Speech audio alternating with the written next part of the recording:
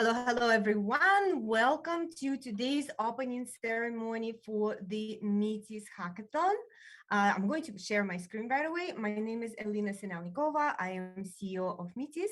It's a pleasure to be here. It's a pleasure to have you all today on our live stream for the opening ceremony.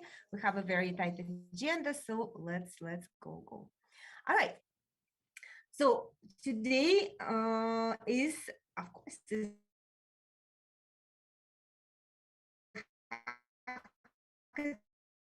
Hackathon Day. We are accepting submissions from October 2nd to November 30th. We're going to be talking about the prizes today. So just stay in agenda. So we're going to cover a little bit about what is Metis. If you never heard about Metis, we're going to cover that and we're going to go over Hackathon prizes, and then Pavel is going to cover on how to build or migrate your Ethereum DApp on Metis. Then we have two partner speeches about blockchain and sustainable growth and about token economics model in leveraged yield farming protocol. One is from Charity, other one is from Bagels Finance. They both providing prizes. So it will be essential for you to hear them out as well. So we are taking questions today in Telegram and Discord. And these are the QR codes, so you can ask your questions. If you have questions about the hackathon today, you can ask them in this chat, and our team will relay it to us here. Our usual Metis communication, you can subscribe at our website, metis.io, or you can go to Telegram. This is usual communication, but for the hackathon, we have a special one. We have a special website, hackathon.metis.io. And we have a Discord that we single out just for the hackathon communication. So also the submissions will be via a dev post. So this is what you need to know in terms of the communication. And what next? And next is our team. So we have today not the full team, of course, but the team that involved into the hackathon, into communication between all the hackathon members and us. So we have today, so you guys are free to enable your, let me just stop sharing. Enable your cameras and I will introduce you one by one. All right, so we have Leah Glyenslin. So she is our Chief Administrative Officer. And so all the legal questions, they all go to her. So if you have any legal questions today, so she will be happy to answer.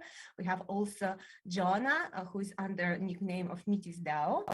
Yes, he is our marketing and biz dev leader. So he is here to also answer your questions. We have Pavel Sinelnikov, who is our tech evangelist, and he will be the liaison between our tech team and also about our business team, and any hacker questions he can also answer as well. So we have David. David is our community manager in Discord. So he will be leading all the communications in Discord. So if you guys would like to create your own team in our Discord or have any questions, anything, like David will be the one that answering those questions. And we have Irina as well here. So Irina is our events manager. So she is managing all this event organization for the hackathon and all other events as well, but specifically for this hackathon as well. So we also have here in the chat, but unfortunately their screens are not, cameras are not working. So we have Lishuda, who is our integration manager. So if you have any questions of integrating your DApp into Metis, so Lishuda going to be also on Discord answering those questions. And we have Norbert. Norbert is our global communications manager. So he's overseeing the whole communication via all our channels. And we have also our Yaroslav is not only our Russian community leaders, he's also leading this live stream for the YouTube. So please welcome our team. And we have many, many more people in our team who right now building, and we're going to be talking about this tech just in a few seconds. All right. Thank you very much, team. If you would like to say something, please do, and we're going to be moving on.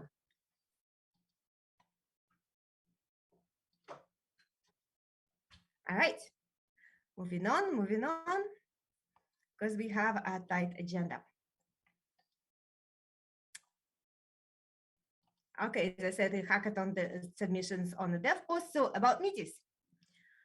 Metis' name came from the Greek titaness for prudence and wisdom. So this is a Greek goddess. And you see, she's beautiful. So as Metis, so as our future platform. So what is Metis indeed?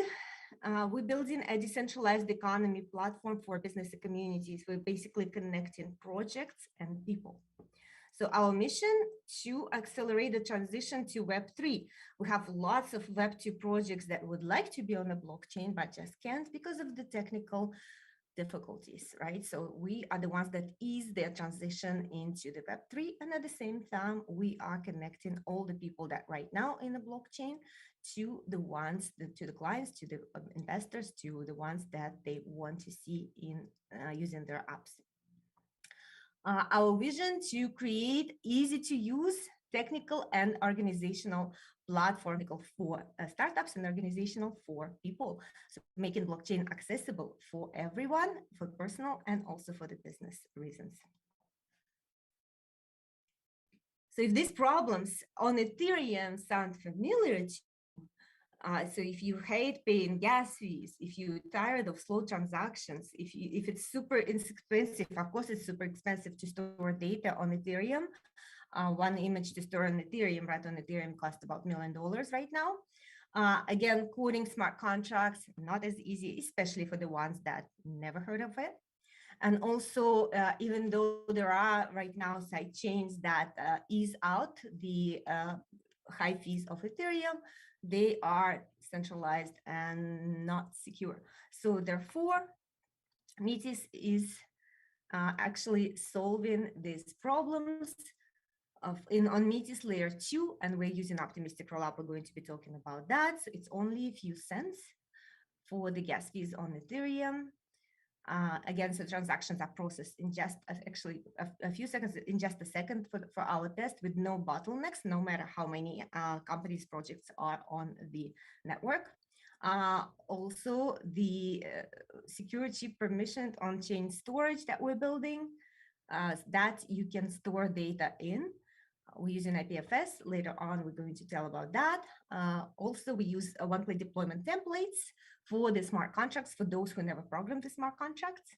And of course, it's all derived from Ethereum. Security is derived from Ethereum because it's all on Ethereum, all decentralized.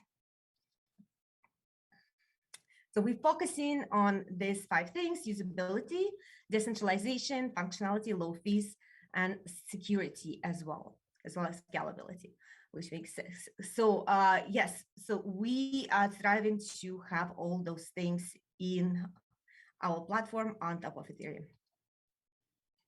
So how do we do it? We do it combination of ways, of 2 ways. We build in a layer 2 optimistic rollup, which of course lowers the gas fees and make them only a few cents. And we include in there built-in IPFS storage to store files, and also smart contracts, one-click deployments. And we also joining it to built-in DAO structure. So our DAO structures, we call it DAC, Decentralized Autonomous Company. It's actually connecting and rewarding people and startups. And also what we is the unique things that we do provide is the funding for the startups, funding for the projects that come to Metis.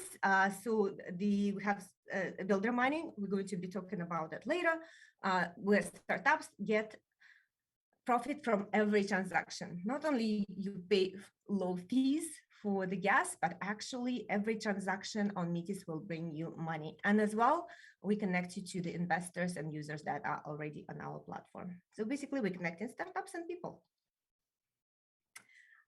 Our technology based on a layer 2 optimistic rollup. If you don't know what optimistic rollup is, it is as simple as that. It's processing transactions in the batches. So Ethereum transactions are processed in like million transactions in one batch, and therefore the fee gets split between million transactions. So it million times less.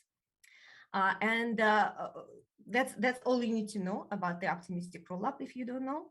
And but probably maybe one thing that it also derives the security from Ethereum, so as secure as Ethereum. So our DAO structure, it's going a little bit away from the modern DAO model, which is only voting. So we introduced decentralized autonomous company structure. It means that in a DAO on Metis that are already built in, there are rules, permissions, and there are tasks management, HR management, communication management. So you basically can manage the company just in this DAO. You can distribute rewards, you can distribute NFTs to your inside your company. You can hire people, you can pay to them, you can give out the tasks to freelancers. You can also have a different management roles in the inside the company and all. So it's kind of very, very, very advanced DAO. But what our users actually love is the staking and mining rewards. It means that for the members of the DAO also can derive the reward from just being on Metis platform. And that's what attracts people. And we're attracting these people for the projects that we built on layer 2. So these are just a few use cases that we cover. The full list on our website, metis.io. Come and have a look. But yeah, it's perfect for DeFi, for DApps, for NFTs, for DAOs, and also for the freelancing tokenization. And yeah, I did mention the tokenization just in one click as well for the project. Yeah, also for if you would like to build your device exchange or launchpad, you can do that on Metis as well. Our security proposition, and this is something how we differ from other optimistic rollups. So we have a multi-chain, and we covered that in 2 labs ago. You can look if you're watching right now on YouTube, you can look through our channel. So we covered exactly the white paper, how we do it, and the whole architecture. But the long story short, multiple sequencers, it means that it splits the load. So if one chain, for example, has lots of transactions, projects on it, and it's overloaded in Metis, these resources are getting added on demand. So therefore, the chains get added as they need it, and therefore removing the bottlenecks as well. And also the commits to layer 1 to Ethereum also remove the bottleneck, because we have multiple sequencers instead of one as other optimistic rollups have, for example. Ranges, this is something that we're building also something for. This is the validators that replace the normal verifiers on optimistic rollups. So the rangers are, again, financially incentivized, decentralized validators. And then Metis does not appoint them. So they all can actually appoint themselves and stake and then mine Metis tokens by verifying the transactions.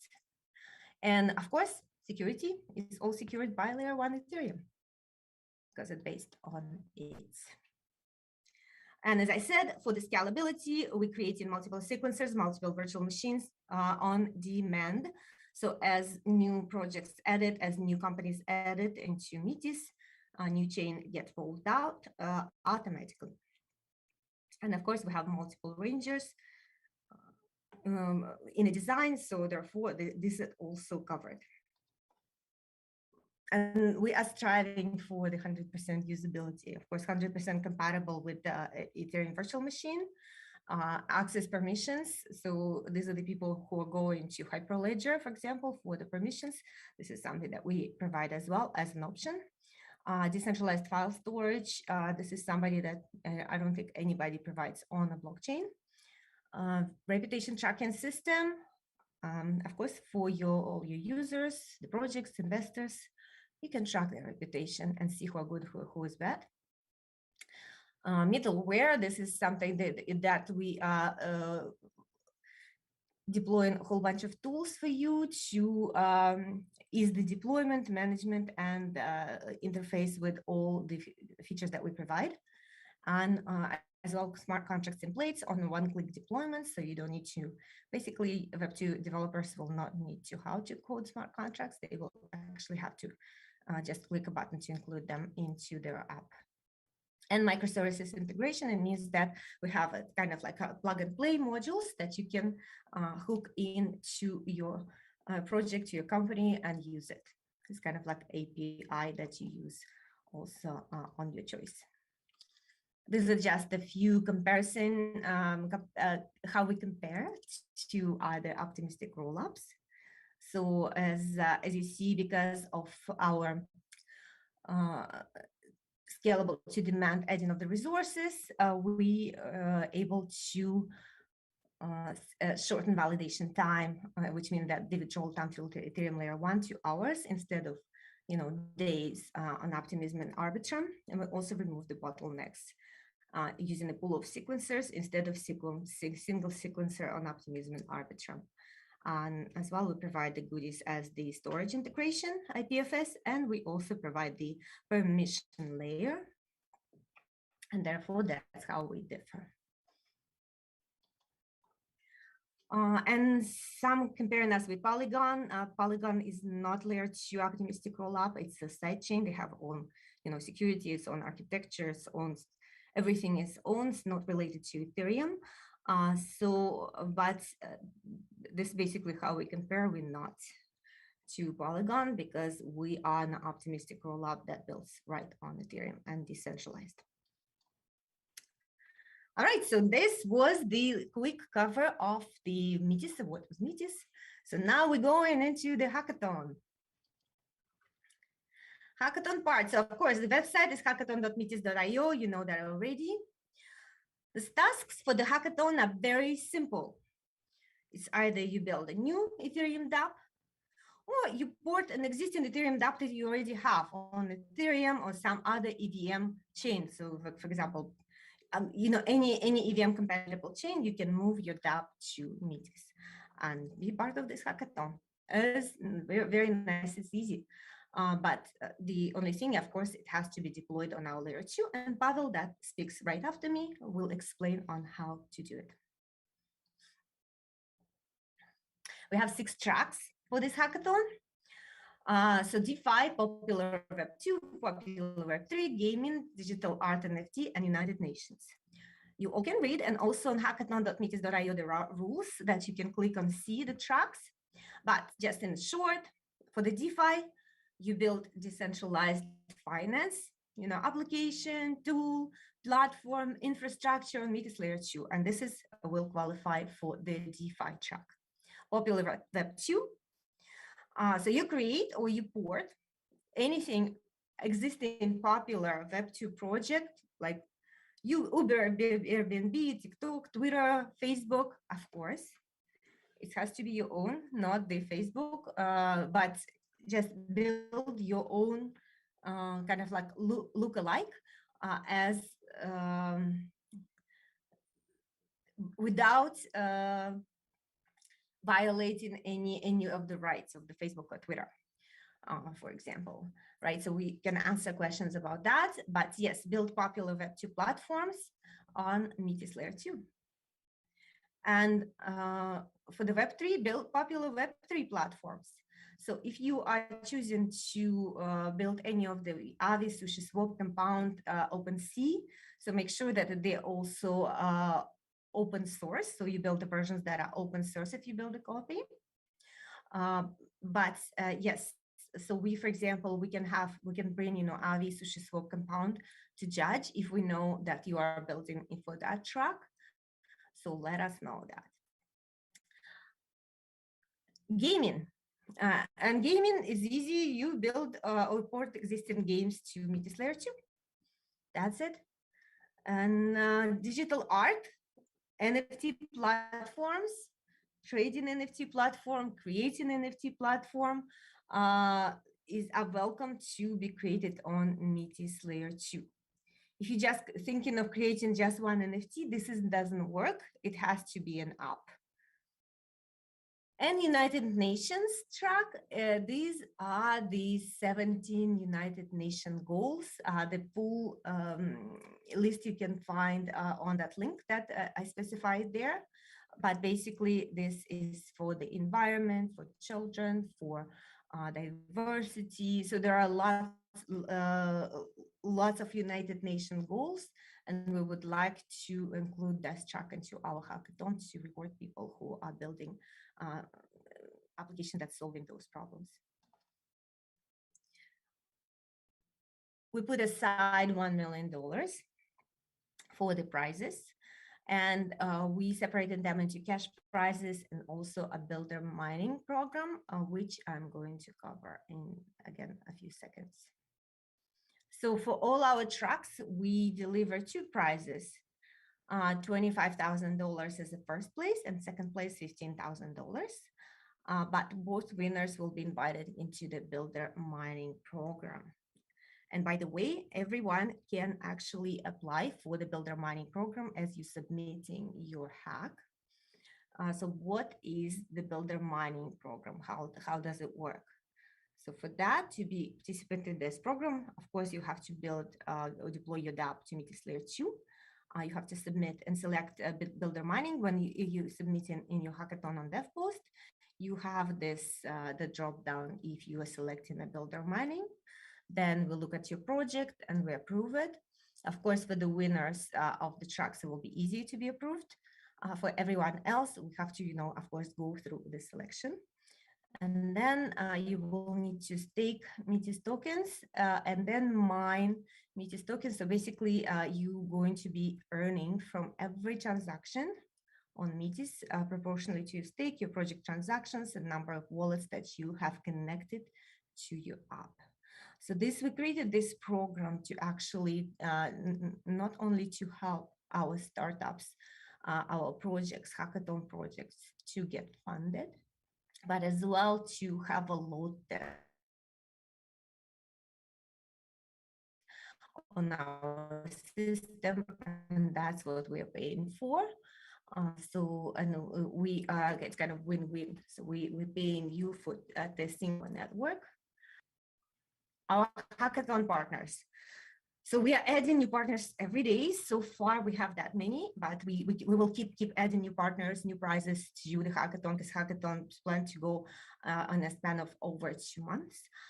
So we're adding new partners every day, and we're going to be bringing them to speak to you every Tuesday. We're going to be sending the notifications. If you signed up, if you registered on hackathon.metis.io, so you will receive an email. If you registered on DevPost, you also receive a notification from the DevPost about the future, talks and prizes. But these are the partners that we have so far. And we also, if you go and look at the hackathon.metis.io prizes or at metisethereum.devpost.com, you will see additional prizes additional to our hackathon main prizes. So far we have a CryptoChicks Hatchery award that is going to be, again, so CryptoChicks Hatchery is going to choose a who to award, Forever Land Deployment Awards, Charity Bug Bounty prizes, Bagels bonus prize, and also CryptoPunk award for the best female that is in the hackathon. So please read the rules for these prizes. They are described on metis/ethereum.devpost.com and also in the main rules for the hackathon.metis.io prizes. So look them up. And rules. So these are the kind of like condensed rules. The full rules, again, we have on the website, on the post website and on Hackathon website for Metis Hackathon as well. But you have to select only one track to submit your hack. So one hack per track, one track per hack. Of course, you have to build on Metis Layer 2, so then your application has to be up and running on Metis Layer 2. You can select any amount of the partner prizes, but please select only applicable ones, because if you see that you're selecting everything, then you know maybe your hack will be dismissed, because we will not take you seriously if you just submit into everything. Just thoughtfully select which partner prizes you're applying for. Also, the builder mining is, again, you can select as an option and also be chosen and be rewarded, and later on post the hackathon in the transactions that you make on the Metis Layer 2. And you also have to create a demo video. It can be just, you know, your slides, slideshow, demo of your application. Demo of your application, of course, would be swell. Try to keep it short, because again, we have lots of submissions, and we would like to keep our, you know, judges not as busy. So please, up to 3 minutes. If you have a longer video, they probably will not even watch it. So 3 minutes. Access to the code. Yes, you have to give us access to the code. If in question, please ask in Discord. So we're probably going to be releasing also the news on how to do it, like how to streamline that. And you have to submit, of course, your hack on the dev post, metis-ethereum.devpost.com. And judging criteria. Of course, your hack has to match one of the tracks, but we would like it to be unique and original. Also to have a value proposition to be super useful for the crypto world. And it has to solve some problems. And you in your video, please state which problems it solves so we can understand. It has to be sustainable and economically thriving. It means that it has to have a business model. It has to be clean and working without major bugs. You know, we can give you, you know, some minor bugs, but the major bugs we would like to be cleaned up before you submit. So vision and a team, of course, we would prefer to have teams with a big vision that would continue working on their DApp post hackathon as well. So that is going to be judged too. And of course, if your app have some social impact, this is a great advantage as well. So the dates: today is the opening. Submissions are accepted actually from today up until November 30th at 11 p.m. Eastern time. It's in the rules. Workshops, we're going to be doing workshops on Tuesdays at 4 p.m. UTC, so which is 12 p.m. Eastern time. So that is you know, up to you to attend, but we certainly recommend it, because we're going to be inviting partner who are giving the additional prizes. So for that, please attend. Of course, we're going to be recording them, but you know, like with the recording, who watches the recording? You never watch recording. So if you attend live, it would be much, much useful, and you can ask the questions as well. Judging is going to be from December 1st, December 15th, and award ceremony on December 18th, right before the Christmas. We would like you to, for the winners, to be prepared actually to speak live. If you can't, of course, we'll just play your video for the submission. Our hackathon communication, again, through Discord and metis.io. So please, if you haven't registered to the hackathon yet, go to hackathon.metis.io and register.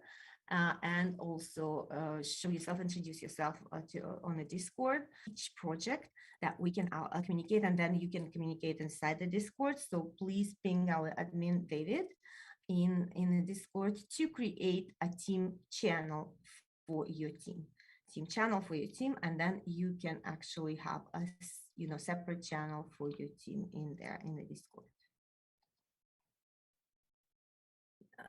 We already had lots of live streams, lots of information that went about Metis. And of course, we collected all the questions that were received during this live stream. So if you would like to, we have lots of questions about Metis, maybe you can find some already in this archive, qaa.metis.io. Yeah, just go through the questions. They are ordered by the day, so you see the questions as we develop with the questions that were received and answered. And for any questions now, please use Discord and Telegram. These are the two links. If you have any questions already right now, please start answering them. Our team will relay them here and we will answer them right after Pavel will speak about how to deploy on Metis. So please start asking the questions if you have questions. But without further ado, we're moving on how to build, deploy on Metis Layer 2 for the hackathon. And I would like to invite Pavel to the stage. Hello, yeah, thank you, Alina, for the welcome introduction. Excellent presentation. For all going over all the rules, all the dates, everything related to the hackathon. So now let's take a look at actually building an application using Metis or on the Metis network. So I'll share my screen.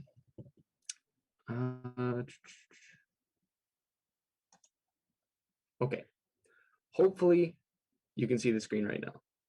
Can you see the screen? Yes. Excellent, excellent. No fuzzy lines, no anything related to that? Excellent. Excellent, okay. Got some pictures of cats. Those will be relevant in a bit.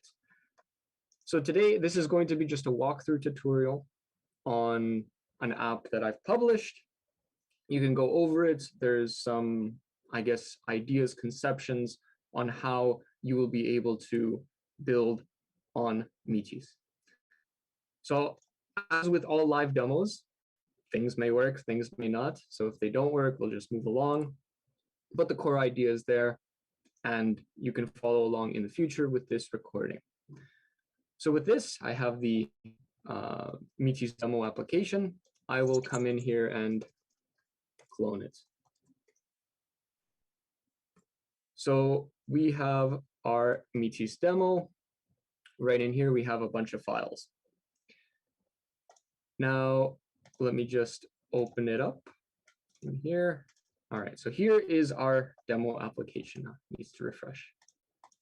Okay, there we go. So in this case, we have a bunch of folders, files, and this is what a, I guess, fully fledged application looks like. You're probably all familiar with this.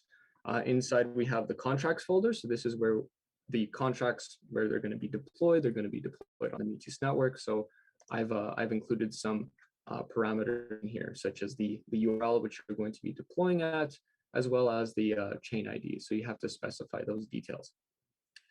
So before we actually go in and dive into code and everyone just falls asleep, let's actually see how this looks like. So in this case, I'm going to actually install, since any NPM application, let me just reset that to the Metis demo because I created it, but then I deleted it. So I guess it's not smart enough to detect that I'm already in it. So we're going to yarn install. This is going to install the packages. If you've ever developed any Node applications, you're already familiar with this process.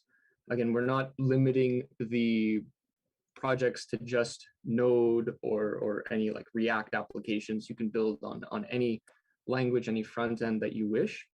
We do have tooling specific to Node. We do have tooling specific to JavaScript, but again, you can use any form of tooling. While it's loading in linking dependencies and doing everything, essentially let's I guess investigate some of the things in here. So initially we have two environment files. So we have the example.env, and then we have the example.env.local. So these two files are very important. They're there to essentially tell the application where in like what your private key is in order to deploy the contract in the example.env. And then there's also the example.env.local, which talks about how you can use Polis and integrate Polis into your application. So hopefully sorry, Pavel, I don't know if everybody's being able to see what's going on your screen. Yeah. Yes? Okay, perfect. No, you will not. Oh, so because no, okay. Some reason went black, so can you please share again? So it went black, okay. Not a problem, see, technical difficulties already, but that's not a problem over here. So can you see the screen now? Yes. Yes. Can you start, like, as you start showing the screen, can you start explaining from all over again? Yes. So essentially there's two environment files, but again, we'll go into that while we're deploying the application. But let's just see how the application looks like just off the get-go. So we're going to type in yarn dev. This is going to create one of the, I guess, just the main application that you can view. So I'm going to change my screen over here again. And so we're going to localhost. And again, if you've developed any type of node application, you're very familiar with this process already. And so right now it's just building, and everything is essentially launching as a web server. So we'll wait a few moments. This computer tends to be slow when it's running Zoom and screen sharing and all of the rest, but it should be loaded pretty shortly in this case. But again, all the code is available on the GitHub, so you're able to come in, take a look for yourself, start the dev server, and play around with it. And all right, there it is. Oh, all right, so we have the main screen over here. We have 3 projects. So we have the ERC 721, the Polis ERC 721, as well as the faucet. So right now, this application will load. I've already deployed or provided the contract info over here. And it will load an application that is on the Metis network. So it'll load in Metis, MET, and then we have 2 of our NFTs. So these are legitimate NFTs. They're from the contract, and essentially they come from the Metis network. Now, in this case, we have two NFTs here. We have the universe, which if we view, and it'll take some time to load, but if we view, we see that we have name, description, owner, and image. And then if we hover over the cat, we have a cat over here. So this is essentially the base of the project. So you're able to essentially create NFTs and create NFTs, view NFTs, and send NFTs to other users. So how, I guess, not all applications will look like on Metis, but essentially gives you a little bit of the a taste to what you can build on. So in this case, we are on the Metis network. Just as a brief mention, that remember to click Activate MetaMask. This will switch your network from whatever network that you're currently on to the Metis testnet. So over here, we have the Metis testnet. We're already on it, so therefore we see it. If you're not on the Metis testnet, you won't be able to see contracts that are here. All right, so this is just the base of it. Now we want to deploy our own contract. We want to compile. We want to deploy our own contract, and with that, we need to go back to our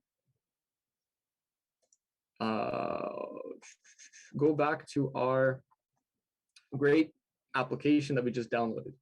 So first thing that you need is the private key. Now I've already gone and created a private key, and I've funded it as well, but you need funding, you need an account in order to deploy a smart contract. I'll be deleting this account, so if anyone wants the rest of the Metis tokens, they can get it. But essentially, I'll post my private key here. Remember, do not share your private key. This is very, very important. But in this case, we are doing a test demo, so in this case, this is okay. Once you've imported your private key, you just set this to .env. so that it loads in as an environment variable. Don't worry about the inferior key. So in this case, we want to deploy on the Metis network. So currently, how the application works and how the application functions is that it'll go in and it'll compile the smart contract, which is located here. It'll compile this smart contract. And this is, again, very basic ERC 721, basic NFT creation contract. This will compile it so that it is MVM compatible. So what this means is that it'll use the compiler specified in the hard hat config right here, which is right here, the metis.io /hardhat MVM. And so this basically compiles it down into the application that you can use on Metis. So in this case, let's go ahead and compile it. We will run into an error, and I'll show you how to debug it very shortly. But I'll just the commands, the script is specified here. So we want to deploy Metis. So what this does is that it basically just deploys it using hardhat, which is a dev tooling. We'll just do yarn deploy Metis, and this will take a little bit. So again, it's taking our account information. It's, I'll probably slow down a bit here since it's processing. And again, screen sharing, Zoom. So all of this is running a lot of resources. So if you do hear me like lag out a bit, so that's one of the reasons. Let me know if I am lagging out, and so that I can, I guess, just stop and we hear you well. Excellent. Okay. So right now it's just compiling it with the OVM, and right here we've found out an error. So one of the errors that we are currently implementing is an additional opcode, which is the self-balance opcode. So it will be in a future version, hopefully very soon. Maybe like a couple week after the hackathon starts. So we want to make sure that no one runs into this error. But in case that you do run into this error, and you're watching this ahead of time, see if the compiler version has been updated, because then you won't run into this error. But if you do, then there is a simple fix, and it is actually documented in the documentation. So right here, if you follow this guide, managing deployments with Metis. Let me just stop my sharing for that and start sharing the Chrome. So we go here, we see that there's a guide, and in here we have a temporary fix for the self-balance opcode. So it is documented, it is put in there. So the first thing that you want to do is that this is due to one of the smart contracts provided by OpenZeppelin. So OpenZeppelin provides that contract, and it's I guess it has a self-balance. It has checking for the, I guess, address this dot balance.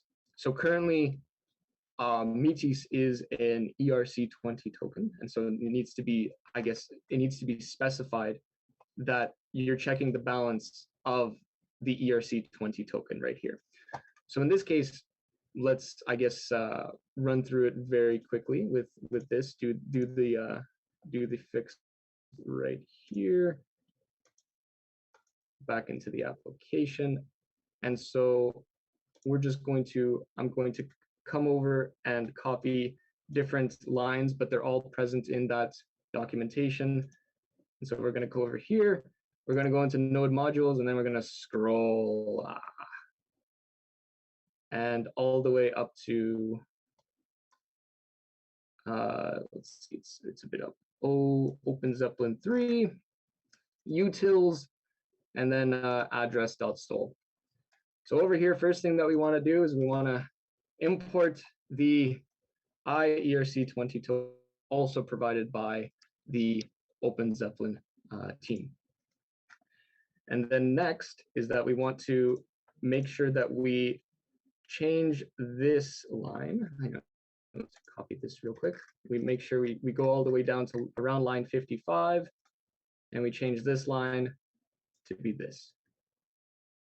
So again, we're setting it to the actual Metis token. So this is the ERC20 token, and we're essentially checking the balance of the ERC20 token, which is like a self balance, except we do it directly from the ERC20 token. Next is that we'll scroll down all the way down to right here, another self balance opcode, and we just do a little bit of a replace. Oh, I copied a bit too much. Let's do this here, copy, and I think this one's it. Yep, and then we'll save it. So we've replaced it. We've added in the ERC20 token. We've essentially said that it's located here. Let's check the balance of this. Everything's great. All right, so we're going to go back into our terminal. We've already fixed the error, and we're going to, again, deploy Metis. This is going to recompile. It's going to see, yes, we did the changes. Everything's correct. And then it's going to recompile. And then once it recompiles, we'll see what happens. So it'll deploy it. That's the hope. Crossing fingers and knocking on wood. So we're compiling the files, and then eventually we'll get the contract ID. It finished successfully, and we're reusing, I guess, a previous deployment. Actually, we do not want to reuse. Let's do like just a fresh deployment. So in this case, we're going to go from our deployments here. We're just going to delete the Metis folder. Say, we're going to delete it. We don't need it. So we're going to redeploy. This is going to essentially generate a new contract address. This is going to generate a new ABI. This is going to generate all of the different things, and essentially just deploy it onto the Metis network. So we've already compiled it, and now we're just deploying it. We have our transaction, and boom, almost instantaneous in terms of that. So it's essentially deployments are really fast. So if you ever deployed smart contracts on Ethereum directly, you're gonna have to be waiting for a couple minutes. In this case, a second. So right here, we've just deployed it at this address. Now everything is already provided in here, so everything is already auto completes in terms of the address. So let me just close the terminal here. So we already have the address, the ABI, so everything is already put it very nicely, very efficiently. And this is entirely new in terms of this deployment. So we need to now, after we've deployed it, we need to refresh our application. So right now it doesn't detect that we actually changed the Metis ERC 721. So it's using like the previous contract that we already had. And so if we go back to our application and we refresh it, so it's already refreshing. Let's close that. Right click, open link in new tab, and hopefully we'll be able to see that our Metis NFT collection, yes, it's brand new. As you can see, there's no NFTs currently present here. Let's create an NFT real quick. So I don't know what's I have some cats here, so I don't know. Let's pick this one. Doesn't really matter. We're going to copy the image address. We're going to come here. We're going to do cat, and you're not seeing the cats. Okay, yeah. I forgot to change the this over here. So in this case, okay. So right here let me just re-demonstrate this. So the application reloaded. We're going to right click, and we see that there's no NFTs present in here. So there's no NFTs here. This is an entirely new contract that's been deployed. So this is entirely brand new because we've just deployed it. So I come over here, I'm looking for cats. This is a cool cat. Let's copy the image address. We're going to actually create an NFT. So in here we say cat. This is a cat. Very, very thorough description.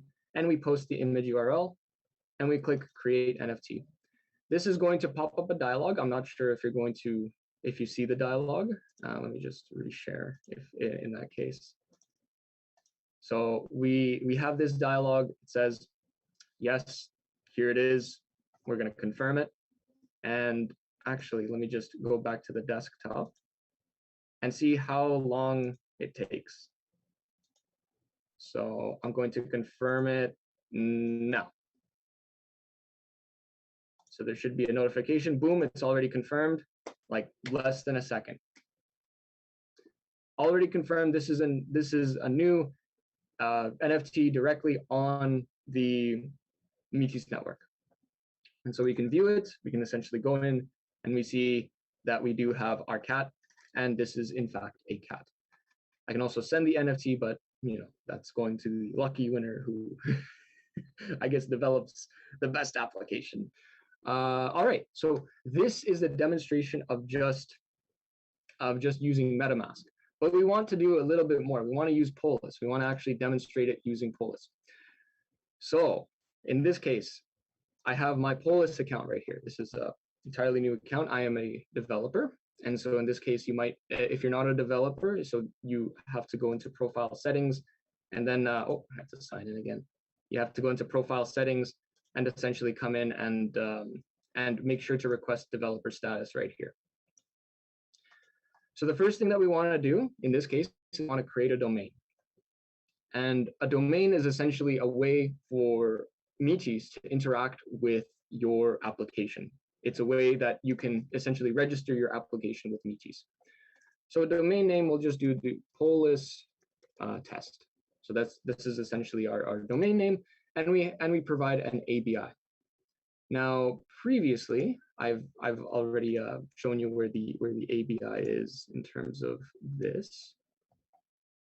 Let me just go over here. So we've already have our Metis ERC 721. Let me just close this. So we have our ABI here. We want to copy this whole chunk. If anyone knows any like keyboard shortcuts that can save this process, then I'd be greatly appreciated, because I think I can save years of my life. And then we also have to provide the chain ID, and in this case it's 435. So oh, you didn't actually see that, but over here we deployed it on chain 435. So you have to specify that. Oh, sorry, over here on chain 435. So you have to specify the actual ID of it, and so that's basically the key point in terms of that. So we've specified chain 435, and now we want the address. So this is where the actual NFT is located, or the NFT contract. So we copy this address, and then let's go back to our Polis application. And as you can see, I've already filled in 435, and we paste in our contract address, and we click create domain. So we've created the domain. Note the name, Polis test. So this registers our application and allows us to essentially, allows Polis to see, hey, you're using this application. We can internally set it so that users can approve or decline transactions directly on your page without using any third-party tools like MetaMask, for example. So we want to register our application. This is, again, built in so that users can come in, sign up to Polis, and essentially use applications directly within it. So the app name is, I don't know, test app. And I guess I'll put in my email.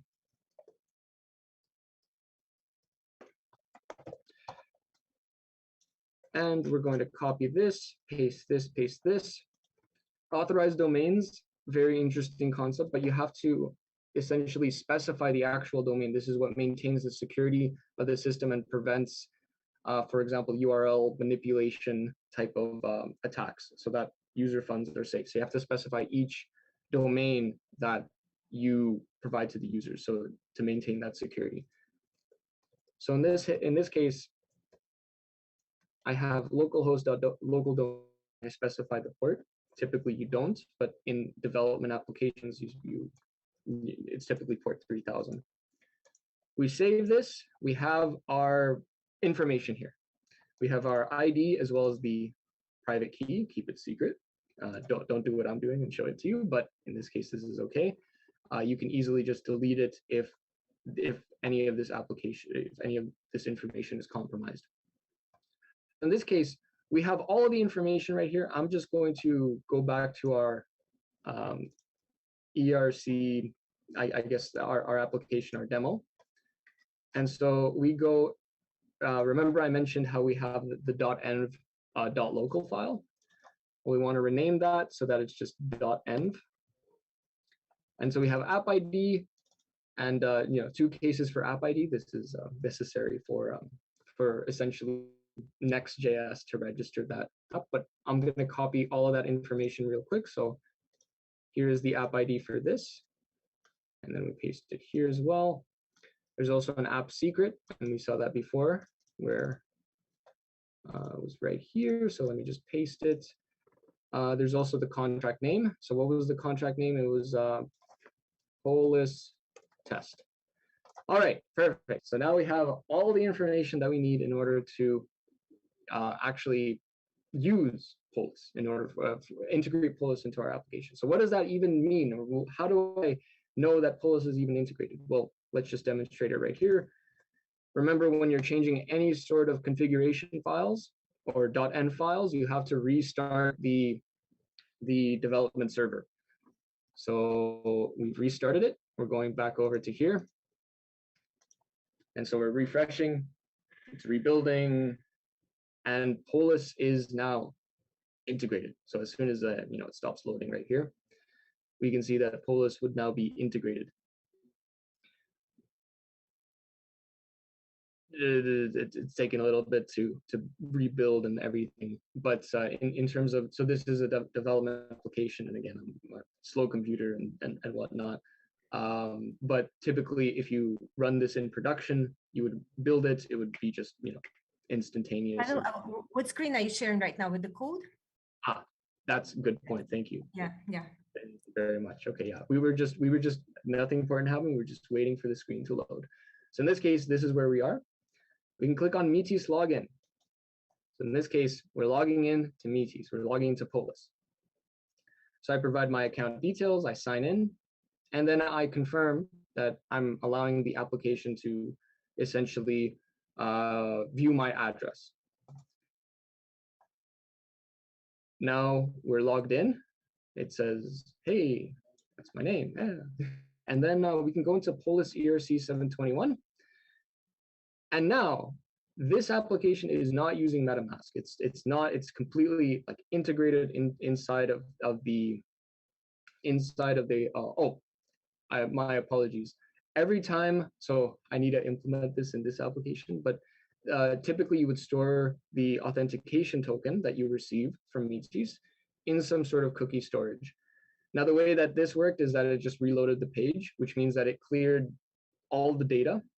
But in your application, if you're using Polis, you have to store it in some type of cookie storage so that users don't have to log in constantly in order to use the application. So we're going to log in again, and we see that we've registered the same exact application. So now again, this is not using MetaMask, this is just using Polis, and boom, we see that we have our cat NFT right here, and we're able to view it, and we're able to essentially do everything that would be able to do, but using Polis. Now again, for development applications, it does refresh. So typically, when you're working with when you're working with something here, as you can see, the demo already broke. But in this case, when you already have it live running, it's fully integrated. You would have to store it again in that cookie storage, but you would be able to essentially log in, accept, and then everything runs in the browser. You're able to see it. You're able to see all the data. You're able to interact with it. Let's just create an NFT for just demo purposes, and we're gonna, I don't know, another cat, and then this is another cat, and we're going to go back to our cats, and sure, why not? Here, copy, and we're going to paste that in, create it. This allows us to confirm the submission. Yeah, and essentially in this cases, yes, there we go. And we can confirm our submission, and it processed almost instantaneously, and we see that we have another cat in this. And yeah, now we can view it. Again, the way that it reloads and I guess so again, you need to start in cookies, but I think that since it doesn't need to reload since it's like lazy loaded. So I guess we can go back here, go back to Polis. We see how this application works when it's already, you know, integrated. So we're able to see all of the data that's being present. We're able to go back and forward, create NFTs, view NFTs, send NFTs. I don't know. We can just, one last thing, we just send it over to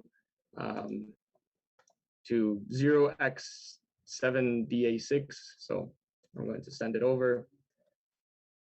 Just going to confirm it again. So again, this takes a couple tries. There we go. And then boom, everything went through, everything processed, and now it belongs to a different address. So this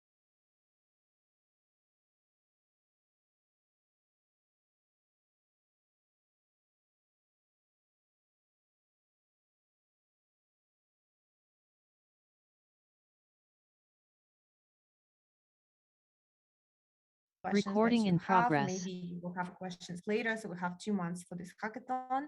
We would like to support you so you'll be able to be successful. So we would actually give away our money that we have for this hackathon. These are for you.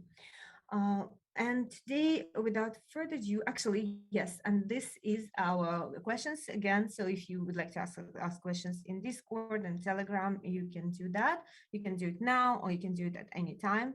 Later, we collect all the questions, and we're going to be answering them in our live streams and as well online, right where you asked them as well. So please go ahead and join our Discord, join our Telegram, and start asking the questions. So next in our program, I would like to invite Joseph Farr from Be Charity. So he's wearing many hats in a Be Charity organization. He's going to tell about that, and he's going to be talking about blockchain and sustainable growth. And Be Charity is giving away money for the bounties bug bounties for this hackathon. And Joseph is going to be talking about that too a little bit. I guess so. Let me invite Joseph. Just a second. Let me just invite him to the stage. And,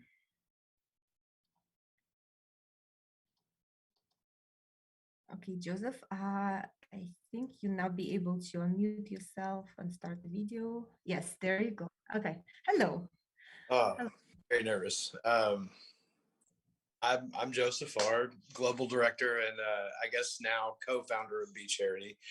I joined in very early on when we launched our farm, or they launched their farm on Polygon. There, I found I was skimming through VFAT tools and just kind of seeing what new things had launched out, and I come across their DApp and started talking to the director and the students, and it was I was just fascinated with how they got to where they were, and the initiative they were, you know, kicking off through that program. You know, what started through ECSSEN. I'm gonna say that wrong, but you know, you start off with a summer's job program where you're going to just teach and educate people about blockchain, how to launch their own applications, and it's kind of just turned into something a little more, and with, you know, that has been allowed to dream a little bigger and see beyond just that summer work program and that farm. And you know, we got to talking about how to integrate you know, charities just different ways to use blockchain technology that aren't necessarily about this financial speculation and this whole crazy volatile market that we're dealing with. You know, it's about stepping back and taking a look at all the technologies present that are the myriad of projects that are open source, which is, you know, that is very crucial. Open source is, in my opinion, is something that is a must when it comes to truly moving forward. Trust is, I think, a major issue, obviously, within the space, and it's creating blockchain networks that can be relied upon to where governments can safely integrate into them. I don't know, that it becomes, you know, you start talking about all this, it becomes very lofty goals, but then I'm a point A to point B, like what are the baby steps that it's going to take to really do this? How do you bridge the gap between this DeFi, hyper development, 8D gen yield farm world and this governmental regulation panic that's going on? And it's because we don't need to thwart the development that's happening. We need to, you know, enable it. If we need to, I don't know, something that's been echoing in my mind lately is with all this regulation that's happening in the United States, or the SEC threatening this and that. It's just, if you want to regulate blockchain, then why not build your own? And, you know, if the government wants to step in and have a say over a blockchain, then maybe they should build their own and use it and install it into their infrastructure and learn how to generate yield and things of that nature, and maybe rely less upon the backs of taxpayers. I don't know, there's a lot of ideas that are there, but, you know,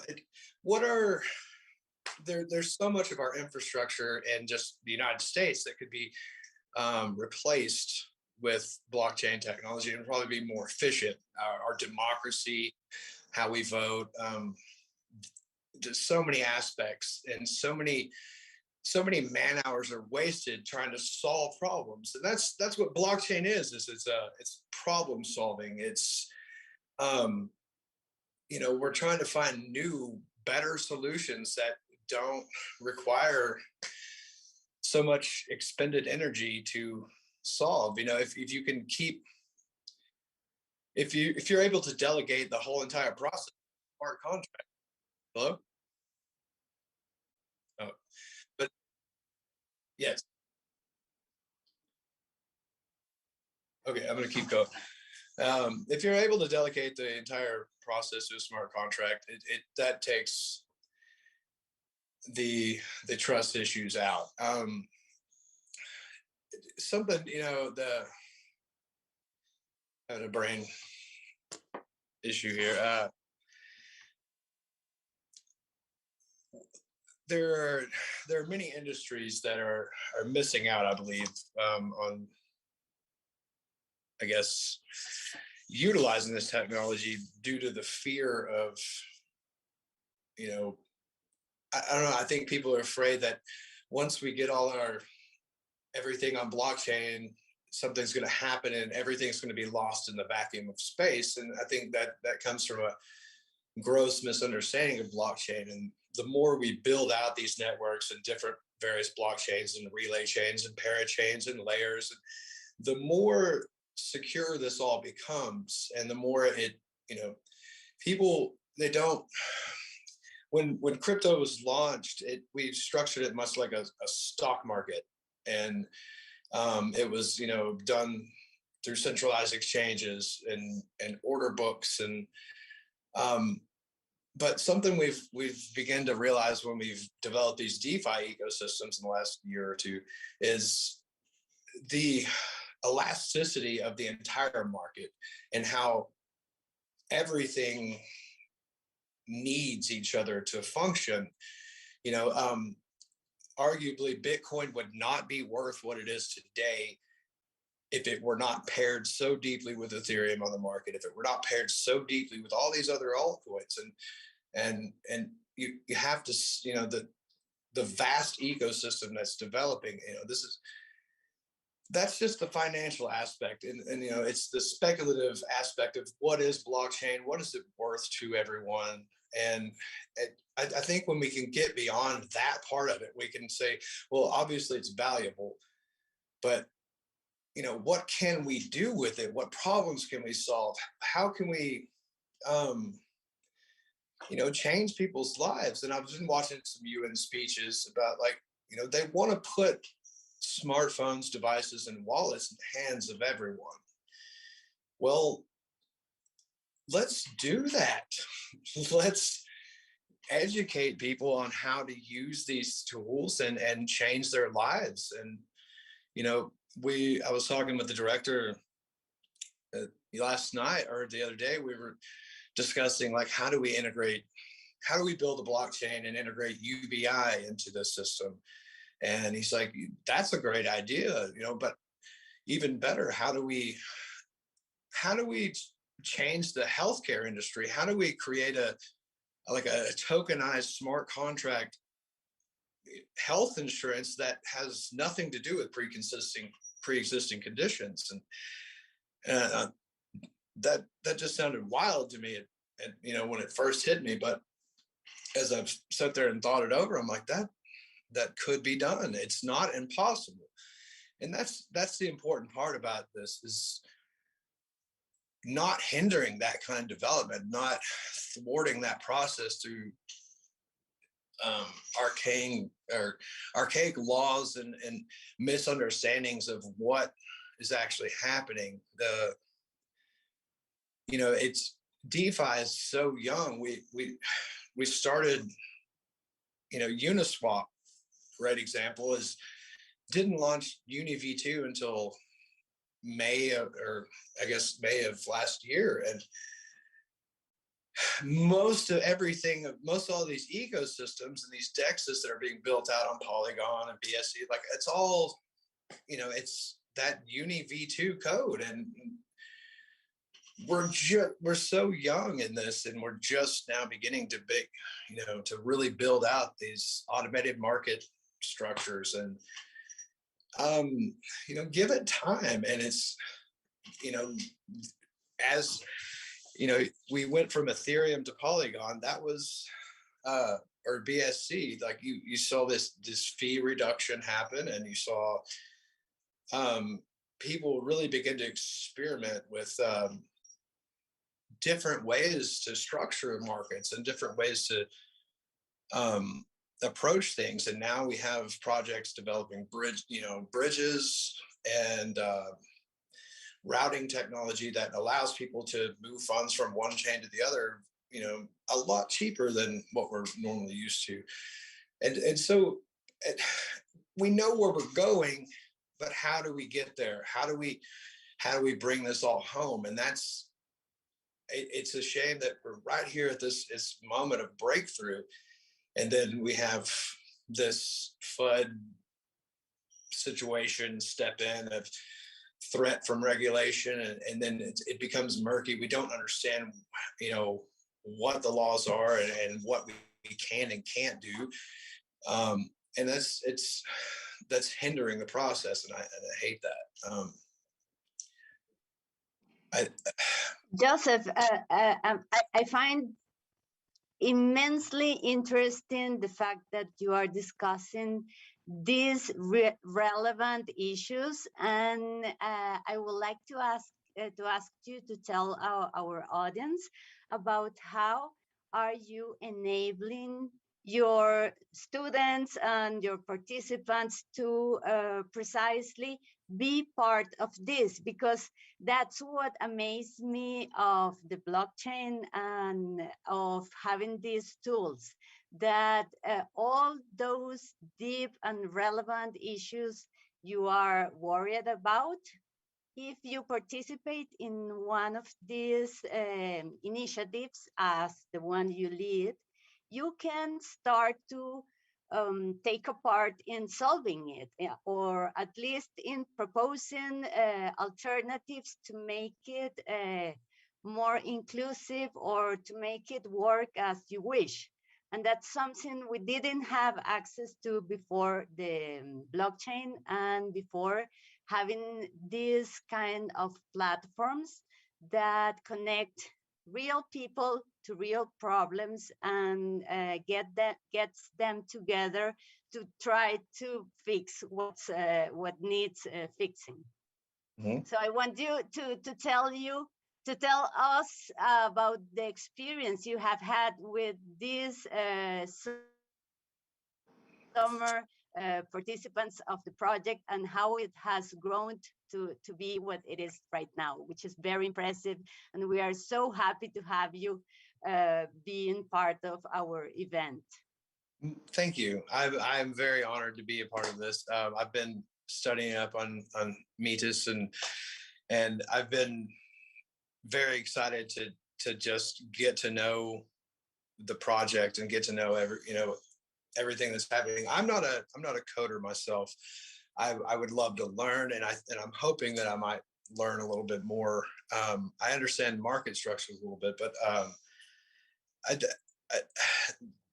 bring with Be Charity. Something I've encountered a lot in crypto is what we all know about it is just this greed and speculation, and it's very disheartening to me. And I might sound like a bleeding heart liberal, but like there are more people on this earth than just myself. I see solutions to problems that are just right here in front of us that we're not taking advantage of because we're too worried about the speculative asset of how much our token is going to be worth at this date. And it doesn't matter. It's all, if we don't do this and build this out and integrate this technology, it's all worthless. Everything we've speculated on is worthless. We've got to I don't know, this is I got a little excited there. We gotta,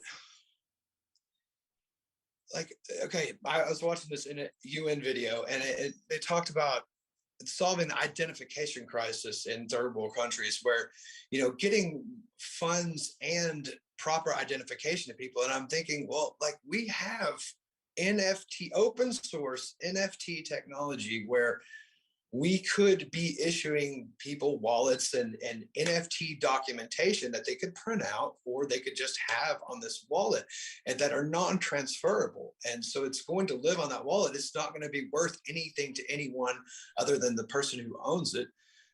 It could be privatized to where only the people that own the wallet or the government that builds the DApp can see it. And also inside of this wallet could live, or inside of this NFT could live a vault or wallet, which, UBI or, food stamps, EBT, things like that could be directly distributed to. And I don't know how many billions and trillions of dollars that process alone might save governments, but I think they should give it a shot. Very, very good point, Joseph, that you brought. So that the SEC, the regulators and the governments, instead of fighting it, instead of fighting the fight, building something. It's really good point. I've never even thought about it that way, but yes, it's very true. If you want to regulate, that would be way more productive. Yeah. Exactly. About being born and you're issued a NFT Social Security card. You're issued, NFT documents for everything, your birth certificate, everything you have. And in that NFT lives a vaulted wallet, like Koval's open source tech vault, NFT vault wallets that work on all chains. And how do we do that? How do we bring that to the world and make this easy for everyone? And that's where DeFi comes in. If we didn't have this rapid, fast-paced development, we wouldn't see these solutions to these problems being built out. Exactly. Yes. Yeah, I understand. So with the water, we're actually throwing away the baby. So, like by putting the regulations and everything and fighting it and prohibiting and kicking people off and out. And yes, so this is exactly the point. I hope though that our governments are still they're smart people and they can see that one day. Yes. Yes, and then all But together. the fantastic thing is that the ideas are out there, and now we have the tools with these platforms to allow people to start proposing these solutions. That's the magic of all the points getting together. So it's like we are in the moment of creation. We are getting people, ideas, and tools together so we can achieve great things by just wishing well and working hard. Yes. I wanted to ask about, the one thing that stood out to me about Metis is the layer 1, layer 2 security integration, and the way Metis is built. It's different than the way some of these other experimental chains that we've seen have been built, and that's what excites me very much is getting into that process, because as much as I love proof of stake and the proof of authority direction we're going, I also see it as security need to maybe keep layer 1 around a little longer and not just do away with that until we truly solve these security issues, until we create proof of stake networks where tokens that are delegated as nodes are locked or secured, or we have a treasury in place that makes sure that the market or the entire structure of the blockchain stays intact. In the event of, how do we keep people from, or create a proof of stake network that, doesn't get all of the tokens withdrawn within a black swan market event or something, and what happens to a blockchain network if it's all dependent on proof of stake and all the tokens get withdrawn? What happens? Does the network fail? I don't know. I'm not a programmer. I'm not a developer. I've not tested this, but it's just something I think about. Like, proof of stake is great, but I feel like we could leave ourselves open to vulnerabilities if we don't do this a little more pragmatically and open sourced and work with projects, not try to build something that takes everyone away just to their just to their chain, just to Yeah. their code, just to their, yes, exactly, yes. So well, I strongly believe that the power is in the collaboration, not in the competition. So, and that's what that's what with Metis, that's what we do. We are actually focusing on collaborations, and that's why we created our DAO structure, built-in structure for that as well. And same, we simplified the use of the blockchain by introducing all this just one-click deployments, a policy of one-click smart contracts, so the login in with your username and password instead of the private key, right? So all this, we want to ease the job of like even the governments, right? So we just recently presented to RBC, to Royal Bank of Canada. So they are actually learning right now DeFi via Metis as well. So we are getting there, right? So we're getting there. We're easing the access, the transition from the Web 2 to Web 3, collaborating with the different projects. So yeah, and totally agree with you. We strongly believe in collaboration, not in the competition. And of course, we chose the optimistic roll-up as the technology for us because this is right on top of Ethereum, derives from the community, stays still with the layer 1, even though being layer 2, but stay with the layer 1 very, very closely in terms of security and everything else. Thank you very much. I would like to thank you, Joseph, for the very sincere speech. And honestly, I was actually expecting that you start playing because you have this amazing keyboard right behind you. Are you the musician as well? Oh, yes. That's my first passion. Didn't start into the blockchain into things until right before coronavirus hit. And I guess the timing was kind of strange. You know, that I had a lot of time on my hands at that point. I lost 3 jobs, but yes, music has been my passion for most of my adult life. I mean, if you look me up on Google, you can find my mediocre rock and roll and dubstep music out there. Awesome. Yeah, because I will have my violin here so we can play together. Oh. There you go. Yeah, I keep it handy all the time too, you know, because just in the between the meetings, between the live streams, I have something to do. There you go. Oh yeah. This is my awesome. Yes. So cool. Thank you so much, Joseph. And I hope everyone you enjoyed the speech. So just to remind you, so Be Charity is actually the project that was born from the student program, summer program that a government runs. And so now it transforms into something else, and now they're doing all kind of tools and for the charity. And actually they provided 3 prizes. Actually, in total, it will be much more because they have different layers for bug bounty prize. So for those, you can just simply integrate their smart contracts into Metis, and then also find if you have any bugs, bounties, and you can also submit it in the Web3 integration track as well.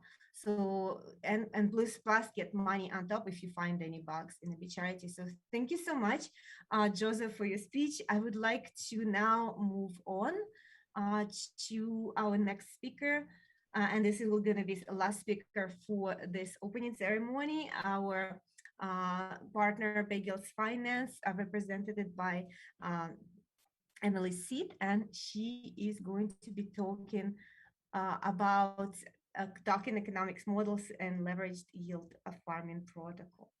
And I know Emily for quite some time because we connected way back in with the Crypto Chicks, and since then, actually Emily now came in a totally different channel, totally different way. She found Metis on her own, but it's so great to see you again, Emily.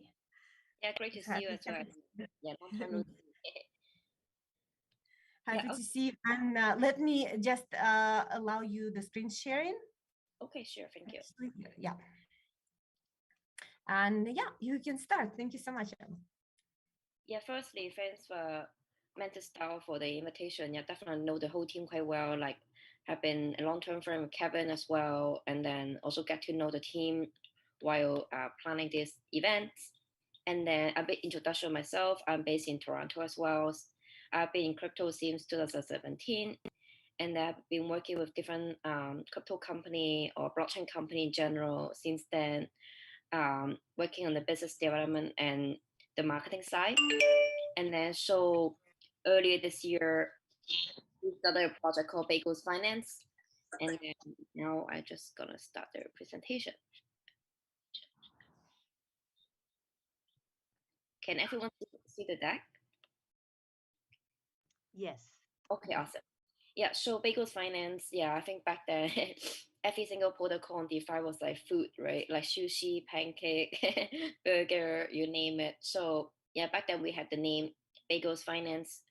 I think everyone loved bagels, so it helps to start like basically the conversation pretty easily. Let me see. Yeah, so yeah, let me try to move this away quickly. Just a little bit here. So we actually aim at building the DeFi world with the highest APY for the like biggest leverage in the yield farming market, for strategically interacting with multiple like DeFi product for farming. For example, right now we are on BSC only, and actually we have a plan to deploy on either Heco, Polygon, or Ethereum. And then with that being said, like we are interacting with the DeFi product within the ecosystem. Right now, we're mainly interacting with MDEX and PancakeSwap, which they are the 2 main DEX on BSC. Yeah, so the reason we pick BSC is because BSC right now, they allow more retail user because the gas fee is relatively lower. Ethereum definitely, I would say they have the most established ecosystem. So the gas fee is a little bit high. So for definitely not sure if I have only 10K or like or 1,000. I may end up paying like a huge percentage of my position. So that's why we want to build on BSC first, but eventually we'll definitely build on other ecosystem as well, and we are working on it. So this is the DeFi today. So DeFi has definitely grown massively this year. I think partially also because of all the asset price has gone up, and then I think DeFi become like really coming to the scene in the DeFi summer. So the early adopter, they are all called the DeFi degen. So they are really passionate about it. Everyone, they are happy because eventually their crypto is not sitting in the wallet. They can be utilizing them in the real world, and the yield is even higher than say the real traditional banking system. And then we actually are very optimistic about the future of DeFi. And then you can look at it. So for example, from 2019, it's only 4 billion, say being MakerDAO being one of the first projects, DYDX, like those players. And now there are definitely a lot more players like leading by say Compound, Uniswap, Synthetics, etc. And then now they also have a lot more established market. They have definitely for the lending and exchange market, they're relatively like well established in the at least the DeFi like or crypto native like population. The user experience right now would say still a little bit hard for the new user because you still need to be able to buy token. You need to know how to manage your MetaMask wallet quite well. So I think the friction to enter is a little bit nerve-wracking because sometimes you may worry about like click wrong button and lose all the fun. So we definitely recommend start with a smaller fund, say a couple $100, and then so using Bagels or the platforms on BSC can be a good starting point. And then I think in the future using Metis DAO will be also good because I think Metis DAO will have also relatively lower gas fee. So why Bagels was created, like as we said, the pool experiences, like on the apps, some of them is pretty difficult to navigate, the high gas fee. And then actually another problem is the lending interest rate is quite low right now because you have to over collateralize your asset. So for us, like we are solving this problem, and then also there's not enough farming leverage, and then lack of cross-chain interoperability. So the not enough farming leverage, we now allow users to leverage up to 3 times for someone with more risk appetite. And then they also should track their position more regularly. So in case they could be close to liquidation, they will add more asset into it. So unless the market is extreme, so they should still be pretty okay. For the lack of cross-chain interoperability, later on we were gonna launch Docadora. Right now we haven't launched it yet, but in the future we're gonna do it. So that will allow the smart contract interaction between different chains, and then you can even say mine the tokens on Ethereum on BSC, paying only the BSC gas fee. We will make public announcement whenever we are ready to launch this. Yeah, so Bagels Finance in a nutshell is we are solving the problems we were mentioning before. We can allow our lenders to earn higher lending interest rate. This will depend on the utilization rate. And right now for some DApps, they have a lot higher utilization rate. So in turn, the interest will also be higher. So for the yield farmers, they can leverage up to 3 times. So for example, if I have 100 ETH, and then it means that I can mine as I have 300 ETH. So definitely there will be a higher farming APY. And then we also provide liquidity to yield farmers on behalf of them. So we basically connect the lenders and borrowers. Yeah, and there's also, I was saying before, the interoperability also allows users to pay lower gas fee. Yeah, so yeah, this is the key feature is a little bit repetitive, but basically it summarizes what we are doing, like multi-chain deployment, multi-currency wealth farming, and then so we are also being the first cross-chain liquidity farming protocol. We will combine the function of Dokatora and Bagels Finance platform. And then actually one thing to really mention, because a lot of people will ask us, hey, what's the product that's like alike of what we are doing? So on BSC, there's Alpaca. On say Hacker ecosystem, there's a project called Pilot. And then in general, on Ethereum and BSC, there's a project called Alpha Hamura. So they're the first one who do leverage yield farming, but they have a pretty different token economics. For example, for us, we focus on a lot on our DAO governance system.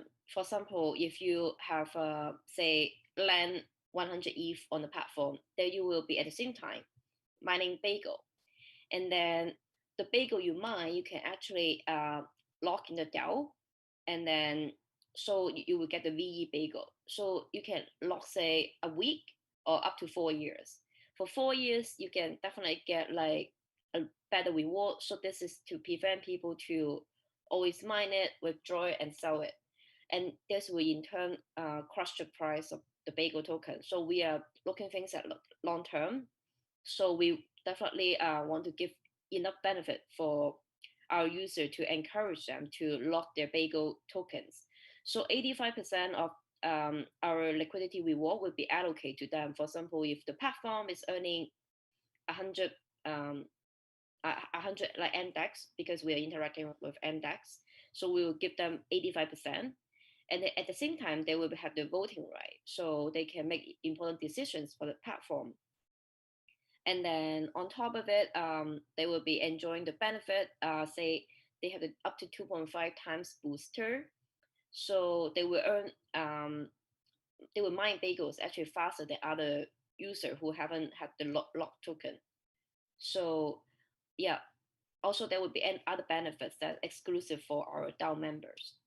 So actually, with this being said, we have been doing quite well. So we have almost 2 million Bagel token locked in the DAO, and then the average time is more than 2 years. So it's pretty attractive for the users to lock their token, and then we are also really glad that they have the trust on us, because like the crypto world has been moving so quickly. So sometimes people just like, I don't even know what's gonna happen in 6 months. So the fact that they have the like trust to lock 1 2 years is actually we see that as an achievement. This definitely will be achieve a better result through further education. So right now, this is a little bit of the economics. So we have actually pretty high APY or APR for the lending. So it's like 15.69% to 142 around mid of September. So the number will change every day, but roughly that range. So up to 3 times leverage, the only cause chain leverage, and then the DAO voting escort governance system was the one that I was describing. So the APY is higher than say our competitor Alpaca. And then actually the total value lot now is 48, because we have recently launched some new functions. So we have deployed the entire pancake swap strategy. And then, yeah, I can show the platform in a bit as well. Yeah, so right now we have both MDEX and pancake swap. I would say MDEX is more for Asian users, because I think MDEX is a little bit less popular in North America.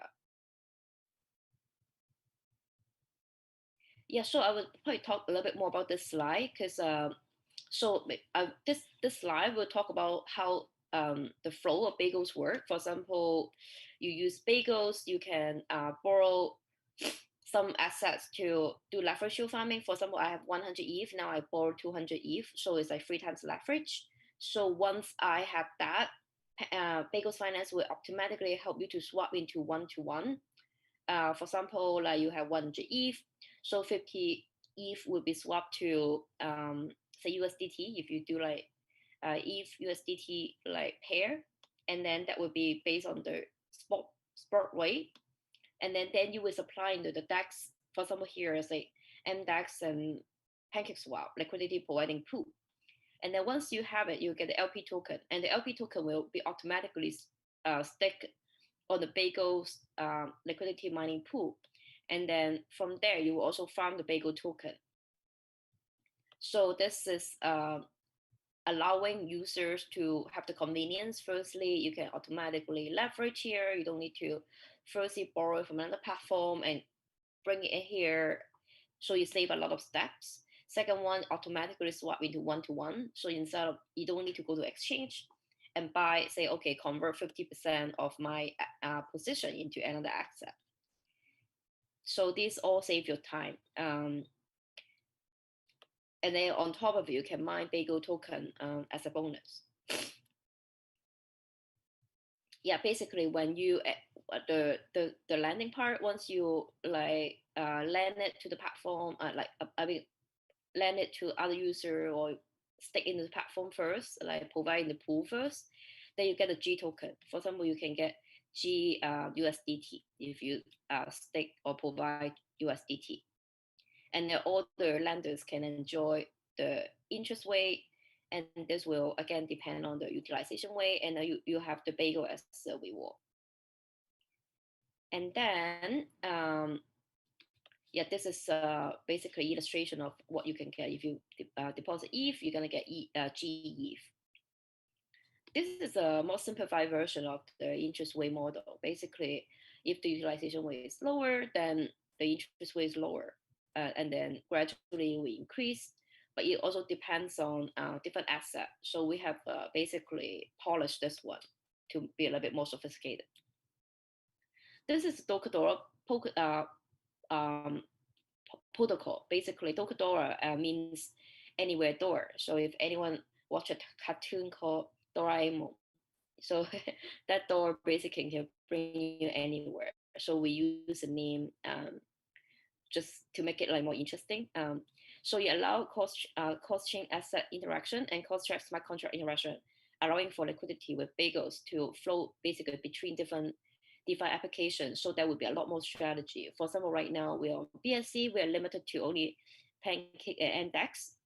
And if you say, so whenever the Docadora will be like enhanced, that you can start playing with Aave and Compound and other platform on say Ethereum. So it'll be a lot more lucrative.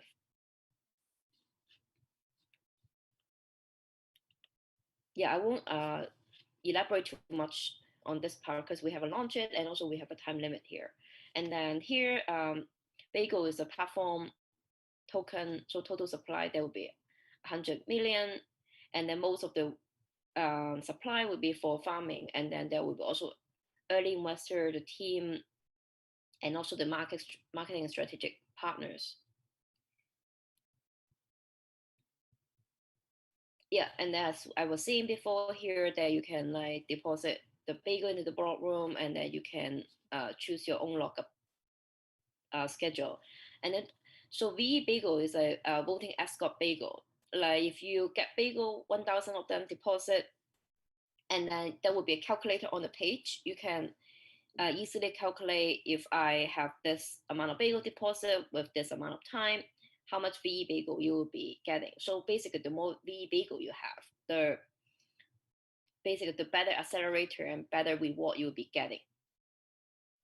So this is basically a comparison. If you only lock it for 1 week and 4 weeks, so if you have say 1,000 Bagel and your position is 1,000 USDT, then you can see, or if you do only 1 week, it's only 4 of them. And if you do 4 years, that's close to 1,000, it's like 999. So the accelerator will be different, and then also the decay will be a lot slower if we lock it for longer. So actually, I would say this tokenomics is quite a unique part of a project, because in the market, a lot of projects that will allow you to mine and withdraw and sell, the price usually go downhill quite quickly. So we want the user to see a little bit more like a longer term perspective.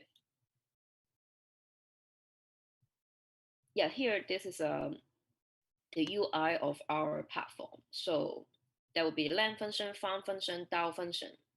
And then they also have, we already launch the governance part. So this is a roadmap. And then we actually launched a testnet in around like August. And then we also did an IDO, and then we launched a mainnet around the same time.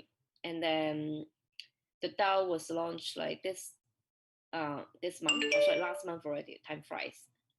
And then going forward, we're gonna deploy on Hacko, Polygon, or ETH. And then we have actually be audited by Certic and NoSet, so there is no security loopholes. And then we have recently launched an ambassador program as well. I've done some airdrop, and then we work with different media and different KOLs, and we host a bunch of AMAs on different community around the globe. So here's a list of our investor and also our strategic partner. So that definitely Metis is one of our very important partner.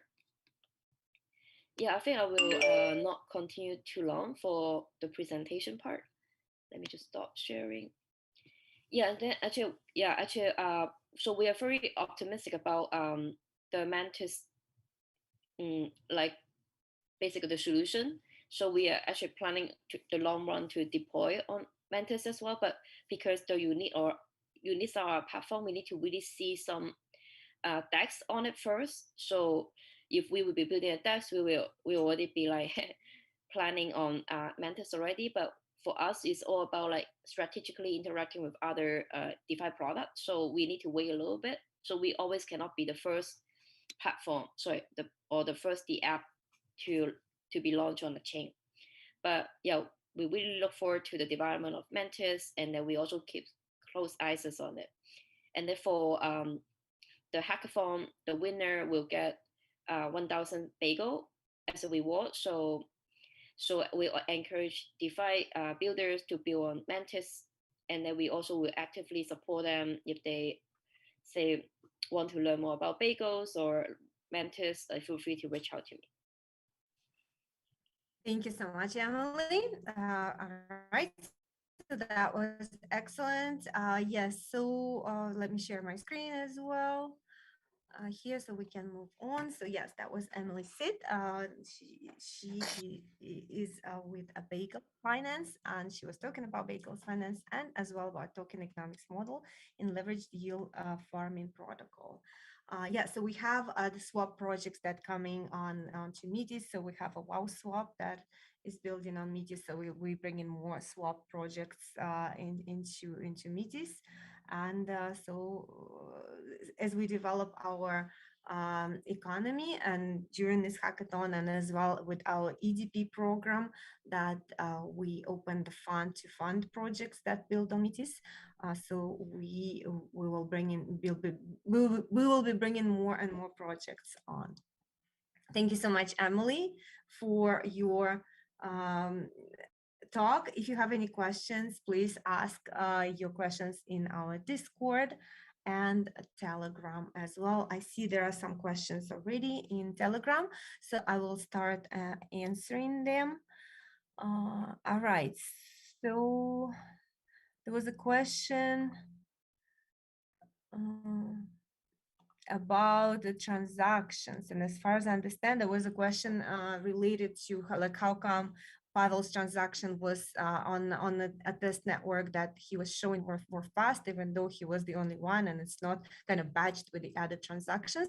So when we were talking about the optimistic rollup, and we are talking about batching transaction to committing to a layer 1 network, and that's where the fees is split, and that's how it gets the low rate. So that question was related to this.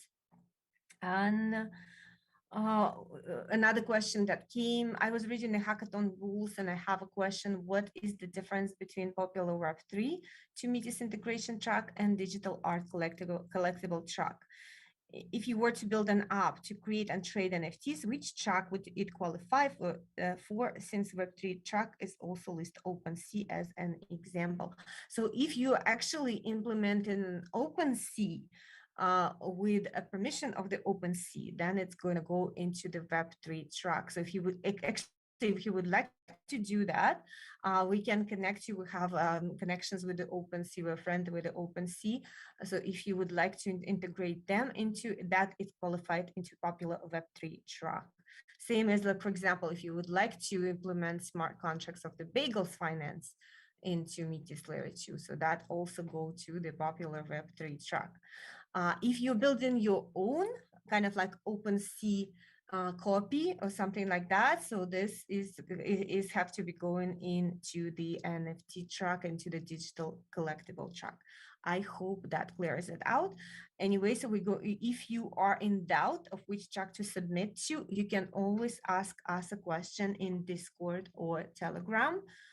So we have to look at your code and just tell you which track it would better fit, right? So please ask us if in doubt. But this is the rule of the thumb. If you're integrating something that is already there, and it's a copy of it, and you have the permission from like, if it's open source and it's fine, if it's not an open source, you have to have, you know, a permission from the centralized entity that this Web3 project belongs to. If you don't and you would like to connect to this project, we would be happy to do that too. And if you're building something of your own, or you're creating something copy of the open source, then you can just to pick and choose which track to submit, or if in doubt, ask us. All right, so I request Metis team to make more technical tutorials on Metis. Yes, so this is something that we're working on. So we have our documentation. If you go to metis.io. Yes, docs.metis.io. Let me share. Yeah, my screen is sharing already.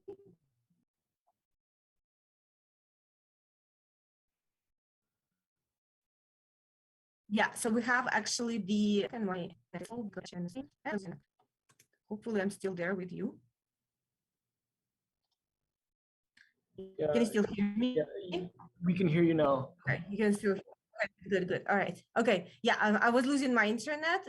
So yes, so now I'm all good. So if you go to docs here on metis.io, there's docs. Yes, you can go and look at the documentation there. All right. So there's development docs. So you can see documentation that we built so far, and we keep building and we keep updating this docs. So docs.metis.io is where you go and look for the documentation. Thank you for this question. All right. Yeah, you're welcome for answering that. So that is there in Metis Explorer some kind of website check deployed tokens and the contracts? Yes. Let me post it in the chat, and then yeah.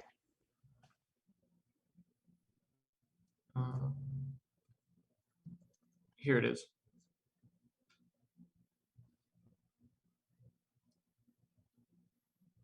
Okay.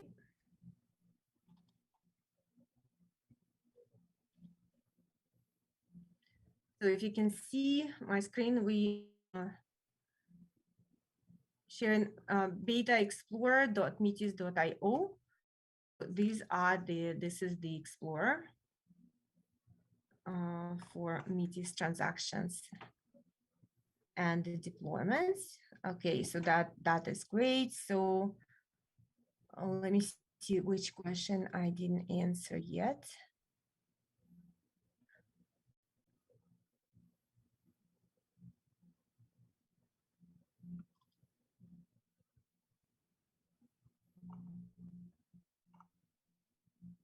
Will Metis launch in the future an NFT project? We actually right now signed a partnership with a few of those already, with a few those that are really successful, and right now on, for example, on Binance chain, that is going to be moving to Metis.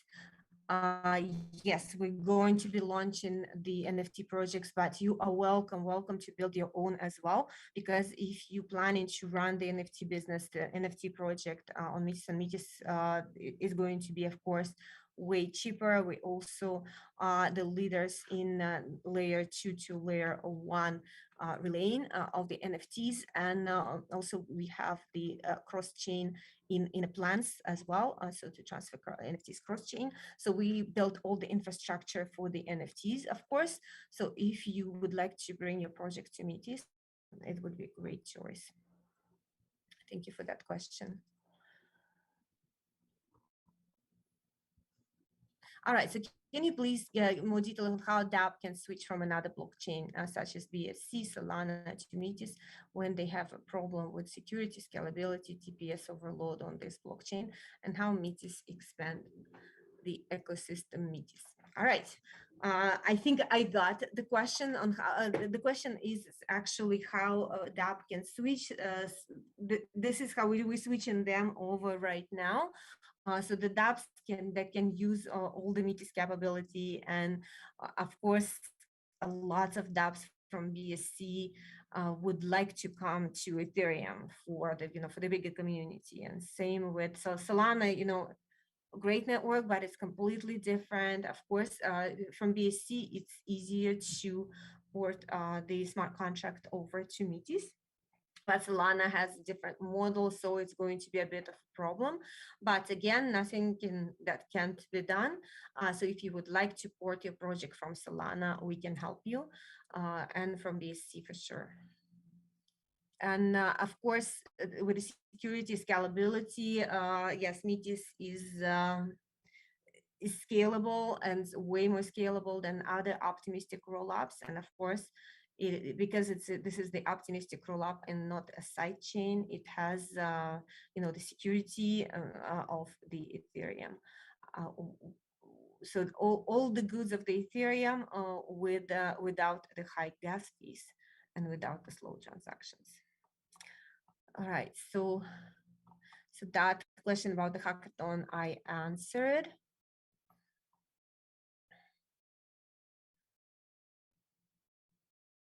I'm Solidity developer. I use Ethereum blockchain in my project too. I use same smart contract on Metis that I developed on Ethereum because Metis is EVM compatible, right? Yes, Metis is EVM compatible. So you basically can reuse the same smart contracts on Metis as you do on Ethereum. And that's why this is so easy to participate in this hackathon. If you already developed on Ethereum, if you're already Solidity developer, it will be very easy for you to do. How can Metis keep gas cost? Okay, so that I answered for the few people.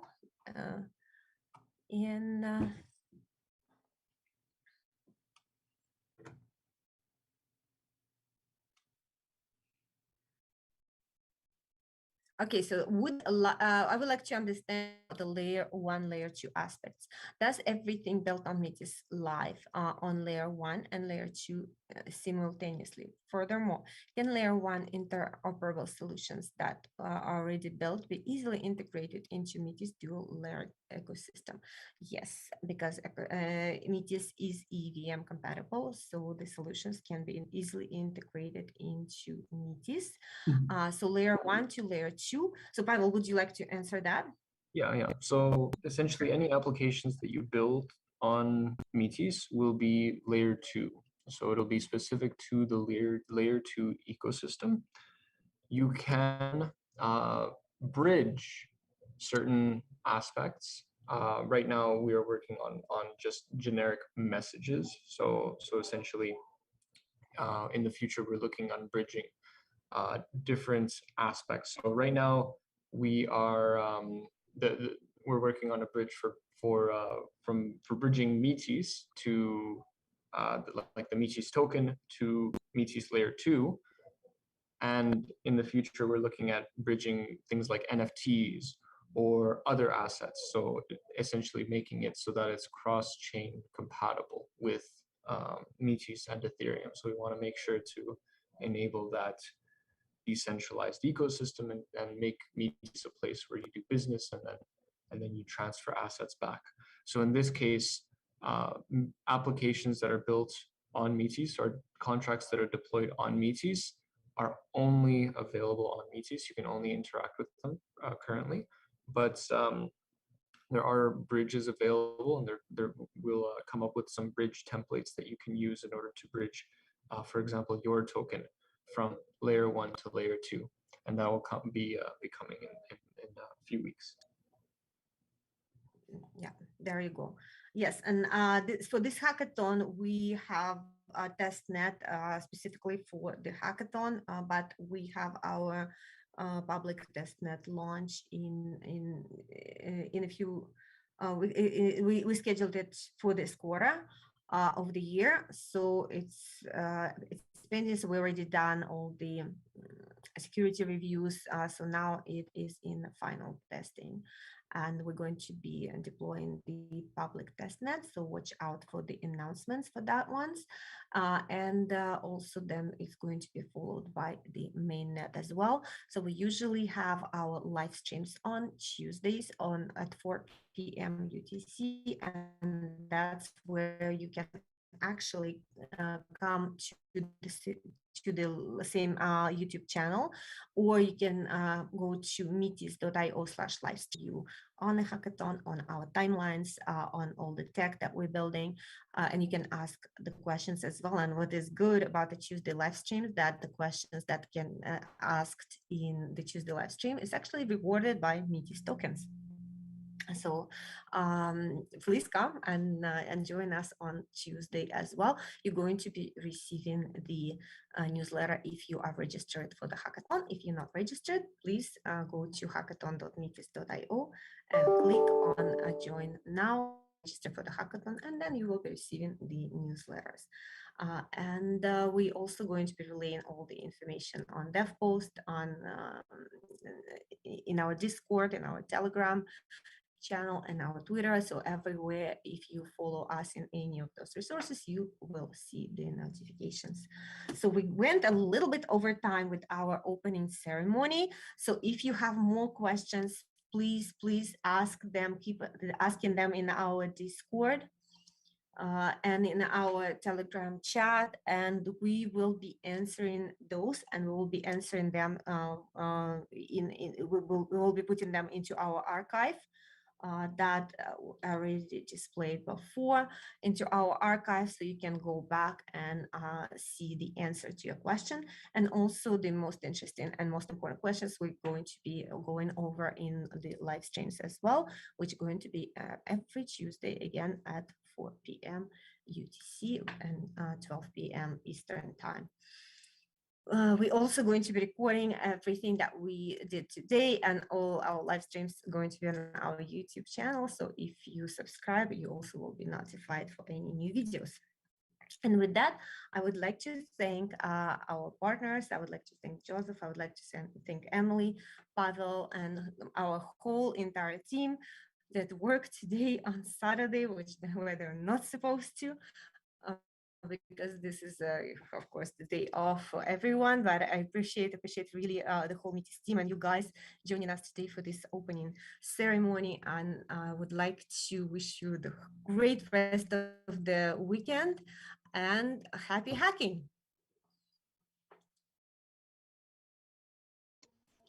Thank you. Thank you very much, everyone.